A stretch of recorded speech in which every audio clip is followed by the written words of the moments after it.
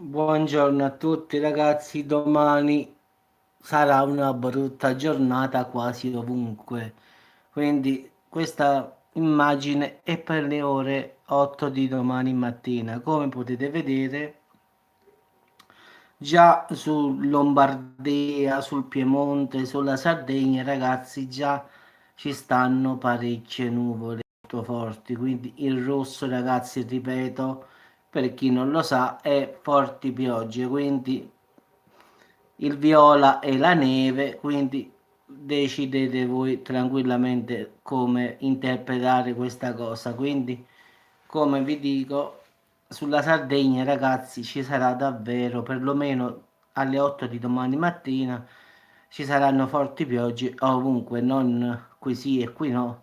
Quindi, poi su tutta la Liguria, ragazzi, su tutta la Lombardia, sul Friuli Venezia Giulia, ragazzi, ci sarà molta neve, vedete tutto viola e ci saranno forti temporali. Quindi questo qua per quanto riguarda, ragazzi, le ore 8. Poi andiamo avanti e vediamo che la situazione migliora sulla Sardegna, ma precipita su tutta l'Italia adesso. Quindi si salverà un po' Firenze città, ma poi, ragazzi, alle ore 11 domani mattina l'Italia sarà così, ragazzi, come la vedete. In effetti maltempo quasi ovunque, si salva un pochino la Sardegna, ecco la Sardegna e la Sicilia. Poi, ragazzi, ovunque forte maltempo, come potete vedere, ragazzi, si salva il lato della Puglia, il lato adriatico, diciamo, ma poi su tutta l'Italia, da Napoli, forse Salerno si salva, forse. Quindi tutto a salire, potete vedere ragazzi come è concentrato alle ore 11. Poi ci sta questa qua delle ore 18 ragazzi, è bello tranquillo. Sul Friuli Venezia Giulia, Milano, Torino e sulle Alpi e Prealpi ragazzi, come potete vedere è bello viola qui in alto, quindi significa che maltempo e neve. Poi su, diciamo, Napoli, sulla Campania e sulla costa calabrese ancora pioggia, quindi e questo per quanto riguarda le ore, fammi vedere, ore 18, quindi in serata. Poi l'ultima previsione che ho fatto la foto da satellite è questa qui. In effetti nella serata ragazzi si calmerà tutto, questo è per le ore 21. Ciao avvocatella. Quindi per le 21 domani sera sarà tranquillissimo ovunque, anche se nel Friuli Venezia Giulia, quindi nel Trentino Alto Adige, ragazzi, ancora diciamo la neve ci sarà e quindi ancora diciamo sulle Alpi e Prealpi a Torino, Lombardia, però da domani mattina, ragazzi, avvocatella ti faccio rivedere la scena. Vedi qua, allora questa qua, allora torniamo indietro, questa è per le 8 di domani mattina, vedi il lato tuo come sta. Sardegna, Friuli Venezia Giulia, Lombardia sta pieno proprio, tutto viola, quindi è neve. Neve, acqua, sì, è tutto blu, vedi? Quello lì viola sopra, è tutto, diciamo, freddo, il viola è la neve. Anche qui, se puoi vedere, ci sta il viola e qui è tutto viola. Poi ci sta il rosso e il verde che è la pioggia. Quindi questo è per le 8 di domani mattina. Poi peggiora ancora la situazione alle 11. Vedi come stai messa alle 11?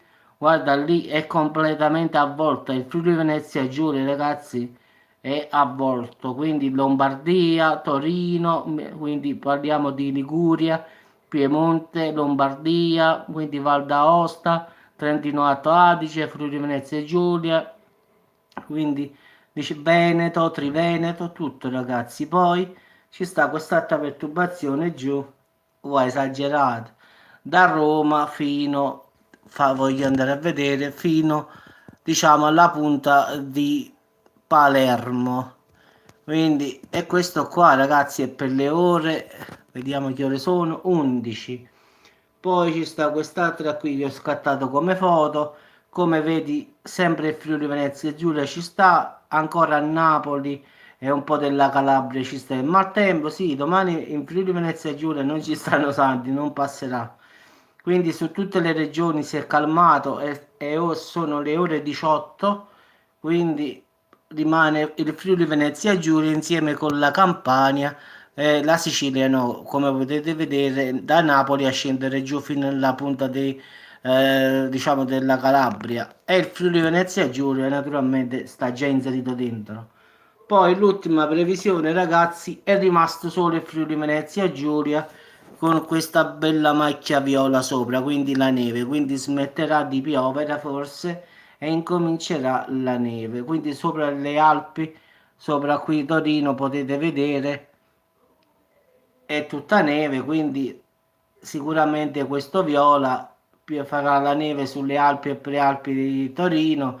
Io da qui sono passato col camion, sono arrivato a Lyon e qui ti posso assicurare, ragazzi, che ci sta sempre la neve. Ci sono passato con il camion, ho fatto un video dove facevo vedere il camion della Protal con io che camminavo per andare, dovevo andare a Marsiglia, qui dovevo andare.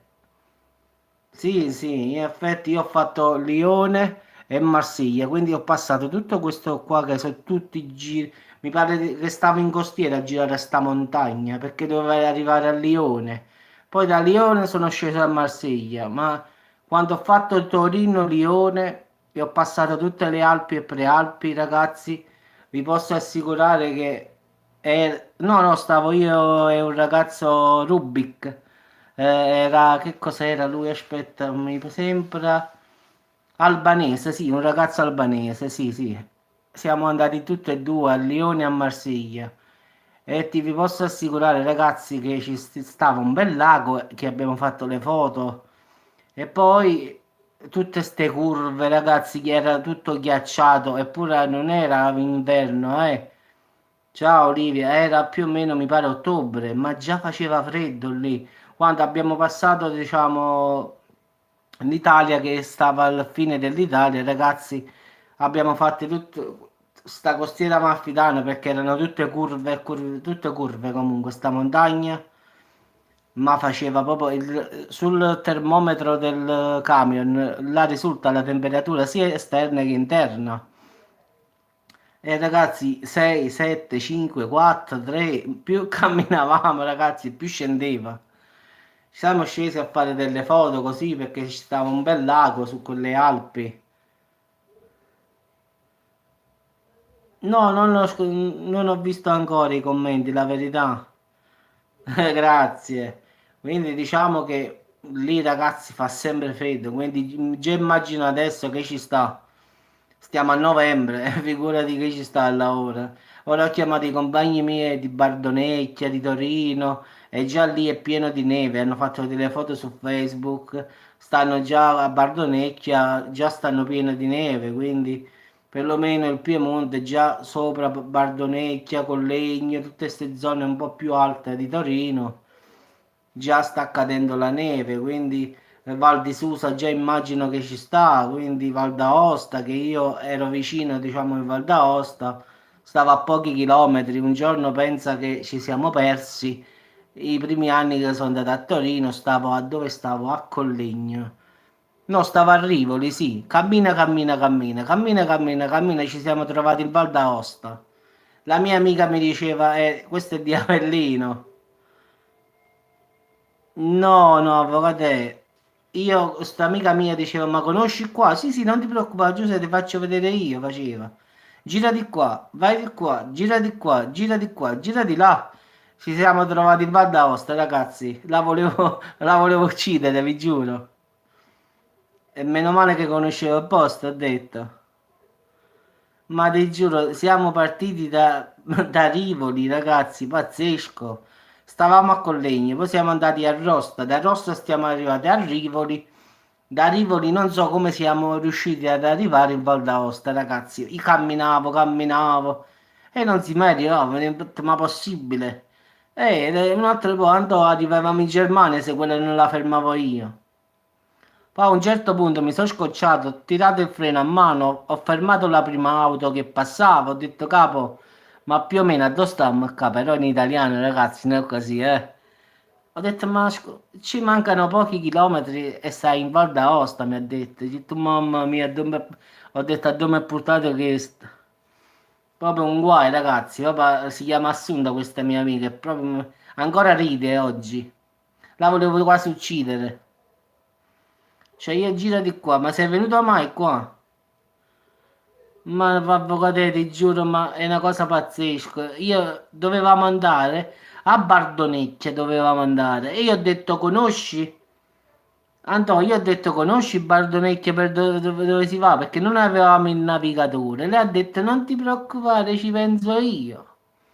Mi sono fidato perché poi erano le prime volte che io andavo in Piemonte, quindi non sapevo la strada. Era il primo anno, quindi i primi mesi. Quindi adesso la so a memoria tutto il Piemonte, ma prima no.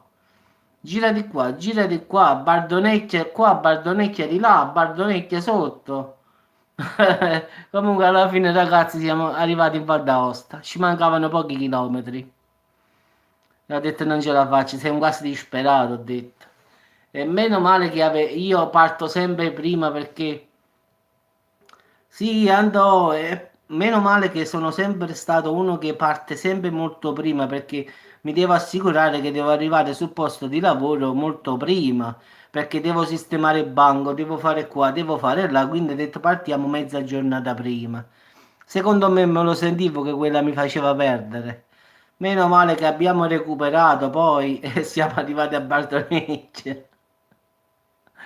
Meno male che a me, quando devo andare a montare una fiera, no? E so che alle 8 di sera devo stare già montato, no? Allora vado, te la vorrei far parlare con lei. Se me la volevo mangiare, avvocato, ti giuro, me la mangiavo un altro po'. Ma avevamo appuntamento alle 8 a Bardonecchia di sera, alle 8, che dovevamo avere il banco già pronto. Lei lavorava con me. Il capo me l'ha data a me, giusto a me. Vabbè, siamo partiti da Rosta, siamo andati a Collegno, a Rivoli. Poi ha detto che dovevamo andare a Bardonecchia. Mi chiama il capo, dice Giuseppe a Bardonecchia. Ok. Dico, ma io non so la strada, ma su, la sai la strada? Sì, sì, sì, non ti preoccupare, la so io. Vabbè. Ho seguito tutte le sue istruzioni, i cartelli stradali, tutto come ha detto lei. Mi sono ritrovato, ragazzi, a pochi chilometri dal confine che entravamo in Val d'Aosta. Mamma mia, e chi se lo scorda più? Quella ancora ride. Quando i ragazzi gli fanno, sai, il fatto ma quando hai portato Giuseppe in Val d'Aosta, che è successo? Mamma, dice no, no, ma è più con Giuseppe, fa. Mi ha fatto andare proprio da fuori, avvocato, ti giuro. È tutta convinta. Sì, un navigatore ho detto proprio, sai come ho detto, sì, proprio a schifezza di navigatore. Gliel'ho detto bello in napoletano, ho detto sì, proprio a schifezza di navigatore. Diciamo che la patente non l'hai, se no te la spezzasse la patente. Mannaggia, no, no, sai, poi è venuto, non ti preoccupare, però abbiamo messo il navigatore poi. No, no, abbiamo fatto 6 mesi a Torino insieme. Lei è di Avellino. E saliva con me, diciamo, a Torino a lavorare. Quindi per 6 mesi siamo stati nella stessa casa, un casino comunque. Ne abbiamo fatte proprio... Lei è divorziata, quindi lascio immaginare, la sera ogni volta voleva fare la bellilla, come dicevo io, e diceva che usciva. Però non, sì, sì, poi io la pedinavo, no? Perché dovevo capire, lei ogni volta diceva io conosco a questo, conosceva a tutti lei. Allora la sera io dovevo pedinare perché la dovevo sgamare, però non ci sono riuscita. No, no, lei diceva che usciva con con qualche amico, un amico che aveva conosciuto perché lei conosceva tutti a Torino, sa? E io la volevo beccare per dire che non era vero. E quindi diciamo che poi c'è stata una caccia all'uomo poi a Torino, perché poi si sono aperte le scommesse per finale. Immagina in questi luoghi dove ci stanno un sacco di persone, giustamente poi la mattina, quando è rientrata alle 6 del mattino, giustamente poi alle 8 dovevamo ripartire e allora è cominciata la caccia all'uomo. No, no, no, no, siamo amici, amici, no, no, no. È uscita con un amico, mi ha detto. Allora adesso io ho provato a dire a tutti chi era l'amico misterioso. Comunque ancora tutt'oggi quando la chiamo gli dico, Assu, me lo dici chi era, dai. Non me lo dice. Ancora tutt'oggi quando la sento glielo dico e non me lo vuole dire. Ho fatto i nomi di tutti lì. Ho detto, ragazzi, tu dove stavi ieri sera alle 10? Tutti quanti stavano a casa. Guarda caso. Non sono riuscito né Nintendo, ragazzi. Ho preso l'auto, sono viaggiato per tutta Torino, non l'ho beccata. Diciamo che mi sono scervellato, ho girato tutta Torino, ma dappertutto. Piazza Castello, Rosta, Rivoli, Collegni, me la sono fatta tutta, tutta, ma ovunque sono andato, ma non l'ho beccata. Sì, sì, sempre stato a titolare, ma questo è in Finlandia, eh. Sì, sì, abbiamo fatto tipo una scommessa così, no? Noi abbiamo detto, ragazzi, secondo voi con chi è uscita? Allora abbiamo fatto le scommesse, secondo me con questo, secondo me con quello, ah, forse quello del banco della porchetta, no? Quello è banco. Comunque facevamo le scommesse, alla fine pure al mio capo ho detto, capo, ho detto, ma non è che tu ieri sera dove stavi? Il mio capo ha detto, Giuseppe, io stavo a casa con mia moglie. Poi l'ho domandato all'altro l'altro mio compagno, ha detto, ma tu dove stavi ieri? Ho provato ragazzi, ma nessuno ha detto nulla, quindi ho dato la colpa a tutti, ma nessuno alla fine ha voluto giustificarsi, quindi tutti quanti stavano a casa. Comunque ancora nel 2020 è un mistero, ragazzi, eh. Sono passati 5 anni e ancora non ho capito chi era. Gliel'ho detto, però prima o poi me lo devi dire chi era l'amico. Lei dice non lo conosci, però una cosa è strana, no? Che io quando l'ho chiamata, una voce che io quando sono arrivato a Torino, sì, sì, ho detto guarda, quando lei mi ha risposto ho sentito il navigatore che stava in quell'auto dove lei stava seduta girare a destra a Collegno. Allora io sapevo che stava a Collegno, però non so in che parte poi, perché il navigatore l'ho sentito mentre parlavo con lei per dire dove vai, quando vieni. Sì, Livia, ma poi gli ho fatto uno scherzo che questo è passato alla storia. Senti che ha fatto un'altra sera. Ha detto esco, abbiamo finito di lavorare alle 8:30 e questa qua si è tutta lavata, in profumata e ha detto esco.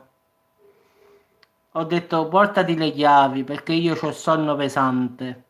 No, non ti preoccupare, faccio presto. Ho detto porta le chiavi perché io se mi addormento, buonanotte. No, comunque, mi alzo alle 7:30 del mattino. Senti qua, tanto mi alzo alle 7:30 del mattino, vado nella sua stanza, perché la casa comunque era una sola, però stava in un'altra stanza lei. E non la trovo nel letto. Busso, a su, e questa non apre. Apro la porta e non ci stava. Il letto era fatto perfetto, quindi non era rientrata. Ho detto, vabbè, ma sicuramente la trovo ai giardini reali, starà lì, che aspetta che dobbiamo lavorare. Quando all'improvviso vado a controllare il cellulare, ragazzi, 98 chiamate perse. Cioè, stava sotto casa lei tutta la notte a chiamarmi sul cellulare, ma io non l'ho sentita proprio, ragazzi, proprio allucinante proprio. 98 chiamate perse. Ho detto, mamma, e questa ti aiuto, mo. Comunque alla fine è ritornato dal suo famoso amico. No, ha detto erano le 4:30, 5, è ritornata di nuovo dall'amico suo. Ho detto, ti immagini quello quando l'ha vista un'altra volta? Ha detto, no, mo basta. Sì, Livia, vabbè, ma io avevo tolto la suoneria, capisci? Quindi non serviva il telefono. Io gliel'avevo detto. Daniele, è rimasta fuori, è rimasta. E ho detto, ti impari, ho detto. Io ho detto, portati le chiavi. Poi quando dico, che cosa hai fatto poi dopo? Sei uscito con questo? Hai fatto quello che hai fatto? Sei ritornato e poi? E ha detto lei, e poi sono ritornato un'altra volta da lui. Ho detto, ti immagini quel poveretto quando ti ha vista di nuovo? Ha detto, mo basta. Comunque, ragazzi, quando l'ho raccontata, diciamo, dove sta tutta la gente dei banchi, la gente non si è giocata i numeri perché là non si fa così, ma se succedeva qua, qua si giocavano i numeri. Questi due fatti sono passati alla storia a Torino. Pensa che a Torino, quando arrivo a Torino, io mi chiamano da tutti i lati. Sì, sì, quando arrivo a Torino e sanno che sto nei dintorni, Giuseppe, vieni da me, Giuseppe, vieni da me. Io tu io, ci capite che sono grosso, però mo posso sparti per tutto parte. A Torino, guarda, ci sta il bar delle due gemelle lì. Non parliamo di gemelli, vabbè. Le due gemelle, il bar Fragolita che sta ai Giardini Reali, che ogni volta che mi vedono mi fanno una festa, tutte e due. Sì, sì, sono due gemelle, è strano, ma è così, eh. Sì, sì, stanno ai Giardini Reali loro, quindi hanno un bar. Eh sì, sì, sono femmine, è normale, no?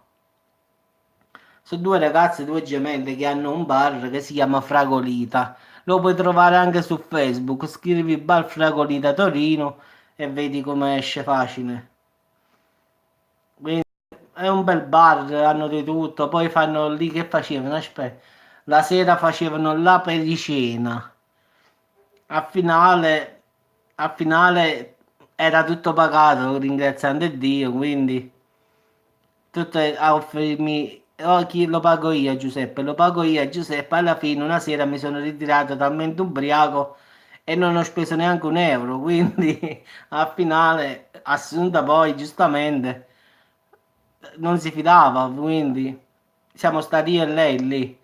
Quella sera abbiamo fatto proprio, perciò ti ho detto, a Torino mi conoscono ovunque, ovunque vada. Una volta un vigile mi ha fermato e ha detto, Giovanotto, ma cosa fa lei senza la cintura di sicurezza?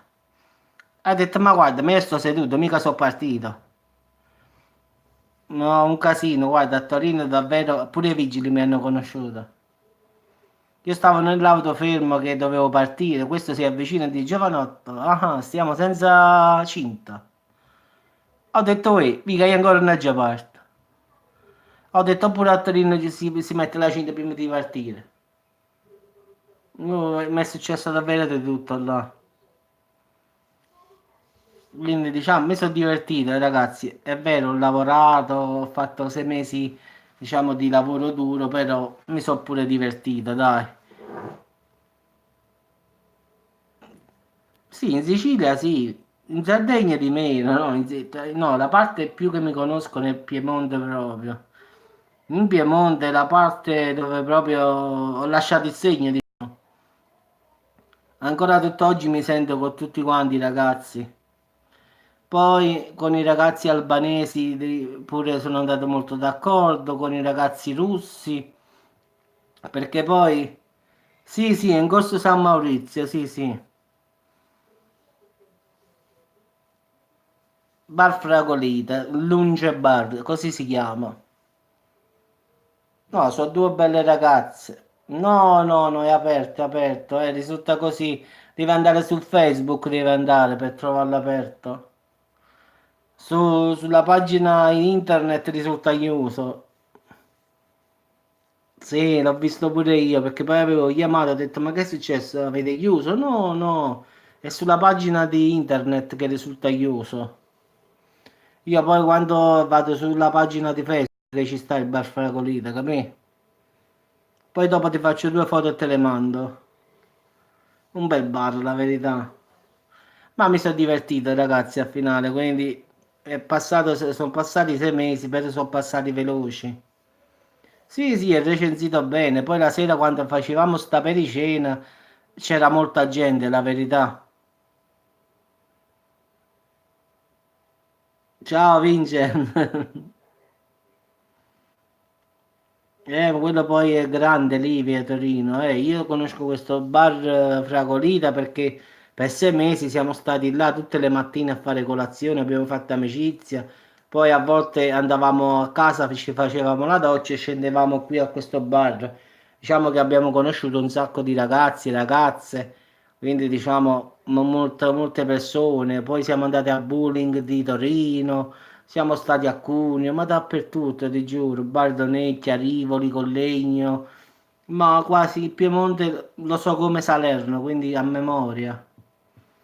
Oramai quando arrivo non prendo neanche più il navigatore, vado direttamente così, senza navigatore.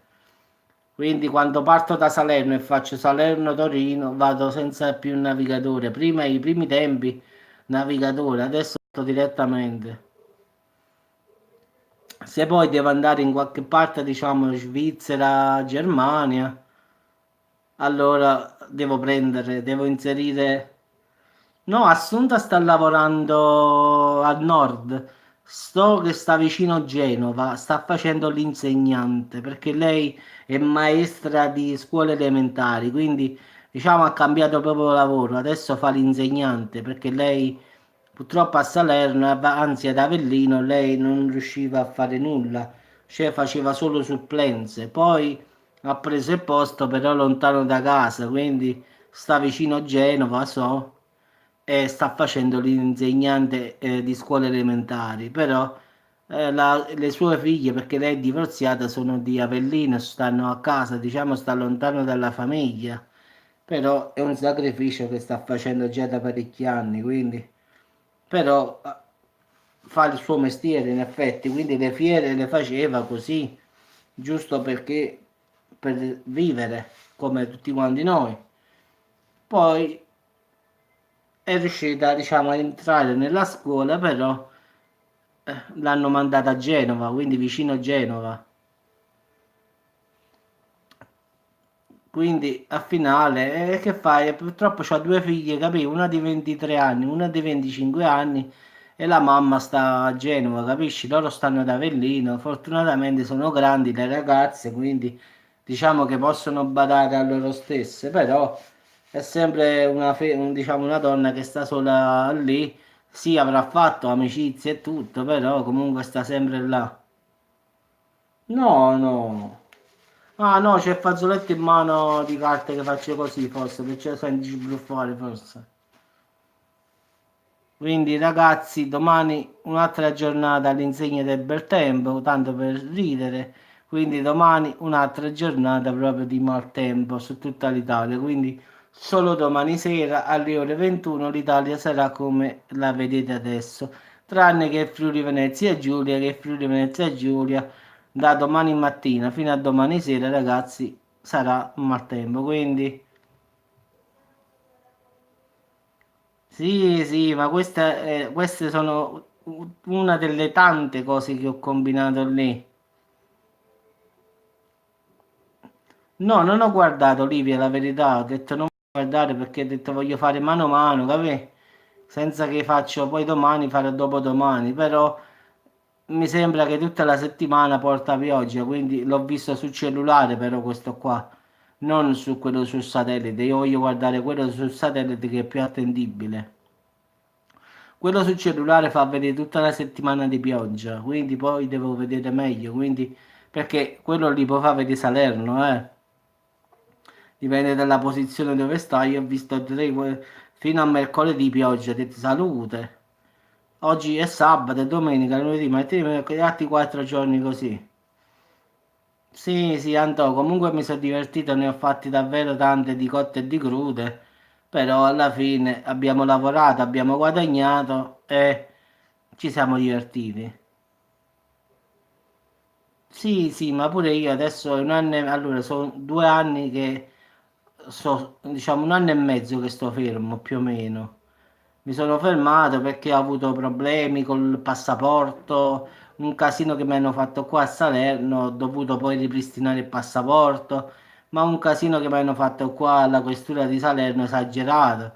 In effetti sono andato a fare il passaporto, andò, è uscita una cosa vecchia del mio bar quando avevo il bar, una sanzione che dovevo pagare.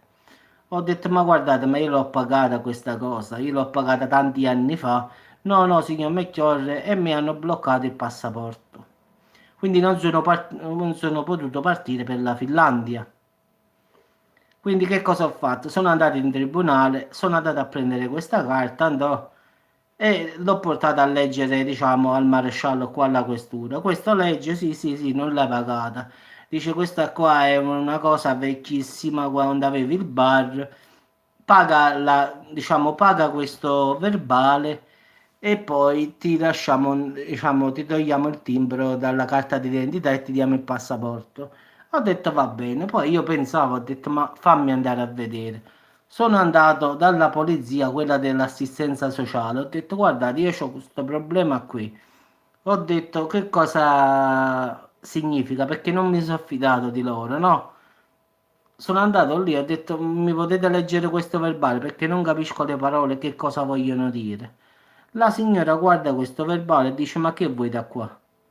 Dice non lo so, io vorrei vedere di sistemare, ho detto vediamo come si può fare, che ne so, faccio lavori socialmente utili e diciamo pago questo verbale perché il verbale ragazzi era di 3.800 euro, non era di 100 euro, quasi 4.000 euro. Ho detto, voi so che molte persone quando vogliono fare dei lavori socialmente utili poi vengono, diciamo, scalano i soldi da questa. Sì, sì, ma insomma, la cosa più ridicola, sai quanto è stata? Quando sono andato lì, la signora mi ha guardato e ha detto, guarda Giuseppe, la pena non esiste, il verbale è stato pagato, ma tu che vuoi da me? Ho detto come, che cosa voglio da voi? Quelli io ho portato il foglio alla questura, gliel'ho portato a quel maresciallo, non so chi era, ho detto. L'ha letto, ha detto che io devo pagare 3.800 euro, se no non posso uscire dall'Italia. Ha detto digli a quello che si impara a leggere i verbali. Sa, sono rimasto un po' di stucco, ho detto che mi ha combinato questo? Perché poi i ragazzi erano già partiti per la Finlandia purtroppo, quindi il mio capo purtroppo ha detto Giuseppe io devo mettere uno al posto tuo, quindi erano già partiti, quindi sono ritornato di nuovo in questura, ho detto ma per favore, poi giustamente non è uscito fuori chi mi ha letto il verbale come sempre. Ho detto guardate io 3 mesi fa sono venuto qua, mi avete detto che io dovevo pagare questo verbale e mi avete bloccato la carta d'identità e il passaporto. E quello va a leggere e dice no, ma quella è la pena, non ci sta qua. In effetti, Antonio, loro in questura non avevano ricevuto che io avevo pagato quel verbale. Quindi in tribunale ci stava, alla questura no. Quindi quando ho fatto la richiesta del passaporto, automaticamente alla questura è risultato questo verbale. Gli hanno bloccato la carta, il passaporto e la mia carta d'identità perché il tribunale non aveva trasmesso, diciamo, questa comunicazione alla questura di Salerno. Cioè, questi qua non mi hanno fatto, non sono potuto partire per la Finlandia per uno sbaglio loro. Poi giustamente l'avvocato dice, Giuseppe, ma fai la denuncia a chi? Perdi solo tempo e soldi, lascia stare, oramai è andata così. Tanto per farti capire che il tribunale non aveva comunicato alla questura questa cosa, quindi nei terminali della questura non ci stava nulla, risultava che io non avevo pagato questa multa. Queste multe poi andò, erano multe di quando stavano le slot, ti ricordi che uscì la legge se si potevano tenere oppure no. Quindi a quell'epoca chi veniva poi faceva come diceva lui. Questo verbale poi io l'ho preso proprio a livello pazzesco. Viene un controllo la mattina, Antonio, e i carabinieri arrivano, mi controllano tutto, slot, autorizzazioni, tutto a posto. Mi firmano il documento che il sopralluogo è tutto a posto e se ne vanno, Antonio. La sera, Antonio, prima di chiudere, non mi posso mai scordare, pare che adesso viene la finanza. Mi fa un verbale di 3.800 euro, questo qua, perché dice che le slot non si possono tenere. Ho detto, ma guardate, maresciallo, che stamattina è venuto il controllo dei carabinieri. Io ho detto, guardate, la legge ancora non è stata approvata, le posso tenere oppure no le slot? Quindi ci stava questo intervallo, capisci? Se la legge non era andata ancora in vigore. Comunque sono venuti quelli della finanza e mi hanno fatto questo verbale e sequestrato le slot. Ho detto, ma scusate, stamattina sono venuti i colleghi, ho detto. Gli ho fatto vedere pure il foglio. Ah, no, no, quello poi è a discrezione di chi viene. Cioè, capisci? Lui ha detto è discrezione di chi viene. Cioè, se i carabinieri hanno detto di no, loro dicono di sì, quindi a loro non importa. E poi sì, sì, e poi a finale ho pagato questo verbale, quindi ho fatto prendere le slot, se le so prese, ho pagato questo verbale e le ricevuto, andò poi sono passati tanti anni e le ho buttate, ma figurati che le conservavo.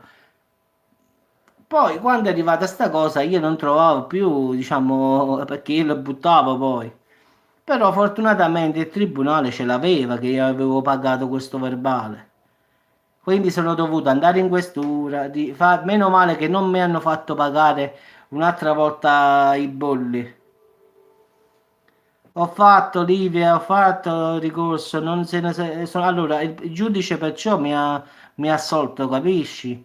Il giudice quando abbiamo fatto la gara mi ha assolto perché la legge non era in vigore. Perciò poi alla fine ho pagato diciamo, il verbale e finita lì. Ho dovuto solo pagare il verbale, giustamente, però non mi hanno condannato, capisci? Però purtroppo le slot sono state sequestrate, i soldi pure. A parte i 3.800 euro di multa che ho avuto, hanno sequestrato pure 6.000 euro.